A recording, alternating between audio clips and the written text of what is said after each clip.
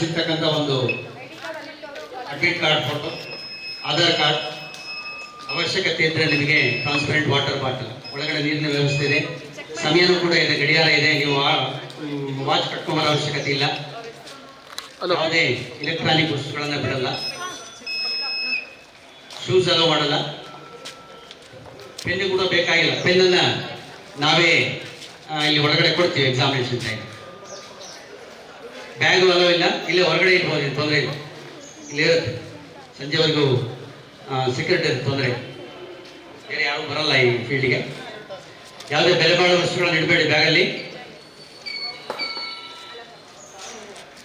ಪೆನ್ನಿನ ಅವಶ್ಯಕತೆ ಇಲ್ಲ, ಪೆನ್ನನ್ನು ನಾವು ಕೊಡ್ತೇವೆ.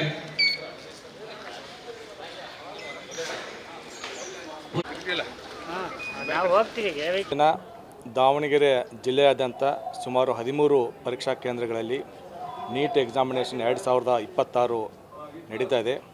ಒಟ್ಟು ಸುಮಾರು 7,395 ಜನ ವಿದ್ಯಾರ್ಥಿಗಳು ಇವತ್ತಿನ ದಿನ ಈ ಪರೀಕ್ಷೆಗೆ ಹಾಜರಾಗುತ್ತಿದ್ದಾರೆ. ಈ 13 ಪರೀಕ್ಷಾ ಕೇಂದ್ರಗಳಲ್ಲಿ 12 ಪರೀಕ್ಷಾ ಕೇಂದ್ರಗಳು ದಾವಣಗೆರೆಯಲ್ಲಿ, 1 ಪರೀಕ್ಷಾ ಕೇಂದ್ರ ಹರಿಹರದಲ್ಲಿದೆ.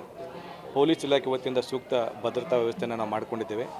ಪ್ರತಿ 100 ವಿದ್ಯಾರ್ಥಿಗಳಿಗೆ ಒಬ್ಬ ಪೊಲೀಸ್ ಸಿಬ್ಬಂದಿ ಅಂತ ತಿಳ್ಕೊಂಡು 1 ಪರೀಕ್ಷಾ ಕೇಂದ್ರಗಳಲ್ಲಿ ಒಬ್ಬ ಸಬ್ ಇನ್ಸ್ಪೆಕ್ಟರ್, 8 ರಿಂದ 10 ಜನ ಸಿಬ್ಬಂದಿಗಳನ್ನು ನಾವು ನಿಯೋಜಿಸಿದ್ದೇವೆ.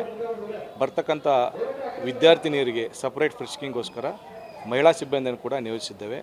ಅದರ ಜೊತೆಗೆ ಸಾರ್ವಜನಿಕ ಎಲ್ಲ ಬರ್ತಕ್ಕಂಥವ್ರು ತಮ್ಮ ಮಕ್ಕಳನ್ನು ಇಲ್ಲಿ ಪರೀಕ್ಷಾ ಕೇಂದ್ರಕ್ಕೆ ಡ್ರಾಪ್ ಮಾಡಿ ಅವ್ರಿಗೆ ಕೂಡ ಸೂಕ್ತ ಟ್ರಾಫಿಕ್ ಬಗ್ಗೆ ಇದು ಸಪ್ರೇಟ್ ಪಾರ್ಕಿಂಗ್ಗೋಸ್ಕರ ಟ್ರಾಫಿಕ್ ಸಿಬ್ಬಂದಿಯನ್ನು ಕೂಡ ನಿಯೋಜಿಸಿದ್ದೇವೆ. ಪರೀಕ್ಷಾ ಕೇಂದ್ರಗಳಲ್ಲಿ ಯಾವುದೇ ರೀತಿಯ ಅಹಿತಕರ ಘಟನೆ ನಡೆಯದ ಹಾಗೆ ಸೂಕ್ತ ಭದ್ರತೆ ನಾವು ಕೈಗೊಂಡಿದ್ದೇವೆ. ಇಲ್ಲಿಯವರೆಗೆ ಸುಸೂತ್ರವಾಗಿ ನಡೀತಾ ಇದೆ.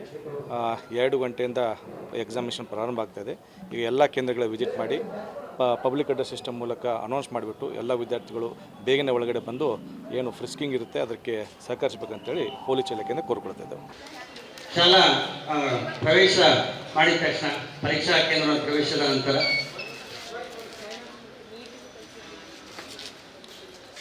ಕೊಠಡಿಯ ಸಂಖ್ಯೆಗಳು 1 ರಿಂದ 8 ನೀವು ಪ್ರವೇಶ ಮಾಡಿದ ತಕ್ಷಣ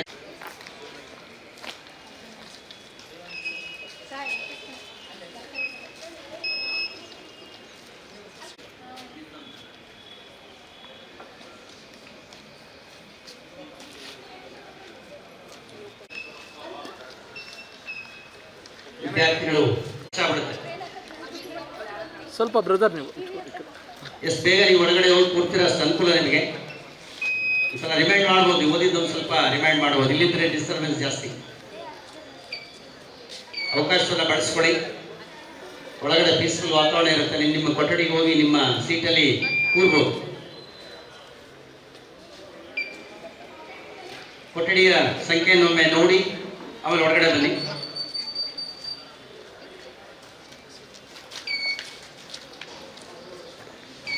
ಸಂಜೆ ಪರೀಕ್ಷೆ ಮುಗಿದ ನಂತರನೇ, ಹಾಗಾಗಿ ಪ್ರವೇಶಕ್ಕೂ ಮೊದಲೇ ನಿಮ್ಮ ಆರ್ಡರ್ ಅಬ್ಸರ್ವ್ ಮಾಡ್ತಾ ಇದ್ದೀರಾ.